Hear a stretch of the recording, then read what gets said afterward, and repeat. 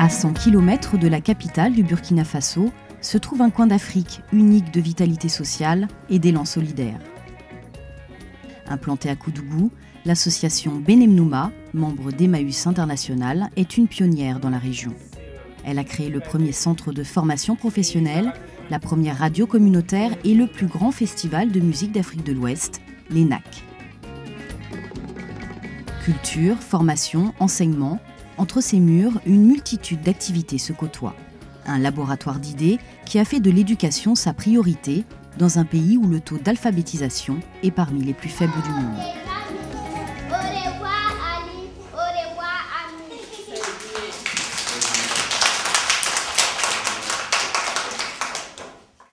Une seule main ne ramasse pas la farine.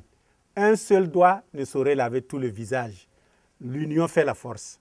Benemnouma signifie en langue morée, c'est bien d'avoir des gens avec soi.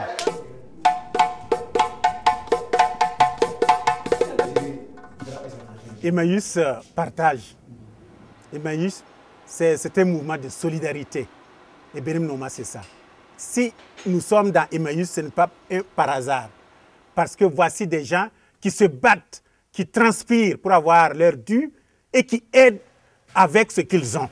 C'est en 1982 que tout a commencé. Issu d'une famille pauvre et illettrée, Koudbi Koala réussit à poursuivre ses études en France. Là-bas, il décide de rentrer au Burkina Faso afin de créer une autre école, accessible à tous.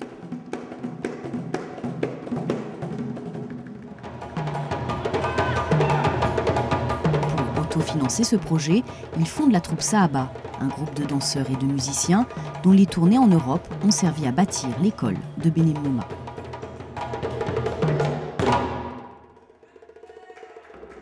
J'ai eu la chance d'avoir été à l'école parmi le nombre de frères que j'avais. Je me suis dit, comment je vais faire pour que tous ceux qui n'ont pas été à l'école ou qui ont été plus ou moins à l'école, qui ont été renvoyés, soit disant qu'ils ne sont pas intelligents, comment eux, ils vont être à même de savoir lire et écrire. Au Burkina Faso, 70% des adultes ne savent ni lire ni écrire. Manque d'infrastructures, fournitures à payer, classes surchargées. Bien que l'école soit obligatoire, de nombreux enfants en âge d'être scolarisés n'ont toujours pas accès à l'éducation.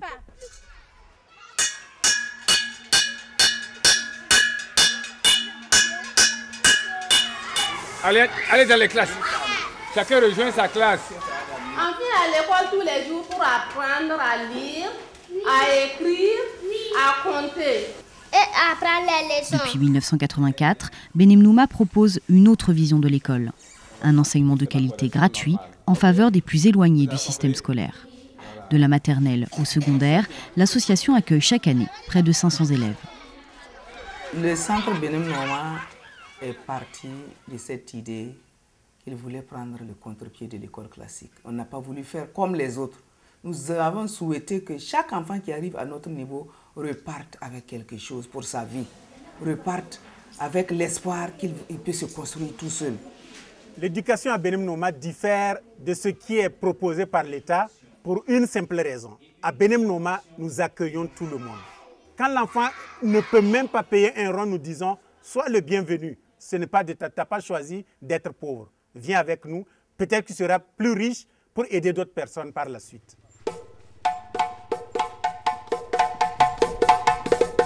La majorité des enfants burkinabés arrêtent l'école avant la fin du cursus scolaire. Pour y faire face, Benemnouma a fondé un centre de formation professionnelle pour jeunes adultes. Cuisine, imprimerie, couture ou mécanique générale, l'association a formé des dizaines d'élèves grâce à un modèle éducatif atypique dans un pays où l'enseignement technique reste marginal. Le centre Benemnouma est une école innovante qui, à travers la formation, redonne espoir à ceux qui l'avaient perdu. Parce que ceux-là qui n'ont pas eu la chance d'aller à l'école ou ceux qui ont été exclus de l'école pensaient que leur vie devait s'arrêter là. Nous avons redonné de l'espoir à ces jeunes-là en leur apprenant des métiers et en les amenant à reprendre confiance en eux-mêmes. Parmi les nombreux formateurs du centre, il y a Nestor Sam, le forgeron de Benemnouma. Francis était l'un de ses élèves. Il vient souvent rendre visite à son ancien professeur pour lui demander conseil. Grâce à un système solidaire, Francis a pu monter son propre atelier, à son tour désormais de transmettre ce qu'il a appris à ses 3 apprentis.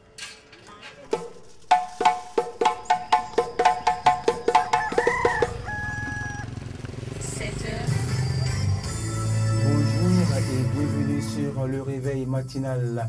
Vous êtes sur Radio Palabre. Pour informer et sensibiliser le plus grand nombre, l'association a créé Radio Palabre, une radio communautaire située dans l'enceinte de Benem Nouma. Didier Paul a été formé au métier de reporter au sein de la radio. Média le plus écouté de la région, elle sensibilise la population à des problématiques quotidiennes telles que la santé, l'éducation ou l'agriculture. Radio Palabre est indiscutablement la voix des sans-voix. Nous libérons la parole à la masse paysanne. Peu de nos populations sont instruites. Alors, du coup, ils sont souvent mis en marge, ils n'ont pas accès à l'information. Et aujourd'hui, grâce à cet outil, Radio Palabre, aujourd'hui, même jusqu'au tréfonds de notre pays et surtout au niveau de notre région, chaque citoyen a droit à la parole. Membre d'Emmaüs International depuis 1997, l'esprit de l'abbé Pierre souffle depuis toujours à Benem Nouma. Une centaine de personnes travaillent à la mise en place d'activités comme ce bric-à-brac et ce centre d'hébergement qui permettent de financer les actions d'éducation du centre. C'est un village qui invente chaque jour une autre réalité, un autre monde plus solidaire et qui lutte localement contre les méfaits de la mondialisation. Quand on parle de la mondialisation à Emmaüs, quand on parle de la mondialisation à Benem Nouma, c'est une mondialisation solidaire, une mondialisation de solidarité, de partage. Dernière innovation en date, l'ouverture en 2010 de la première école pour enfants sourds de la région. Un havre de paix pour ces jeunes souvent délaissés par leur famille qui considèrent le handicap comme une honte à cacher. Dans ces classes, les enfants s'épanouissent et s'ouvrent au monde. Devenue un modèle copié dans le pays, l'association Benem Nouma se bat en faveur d'une éducation populaire et d'un développement local, enjeu essentiel pour le devenir de l'Afrique. À Benem Nouma, depuis 30 ans, on forge l'espoir.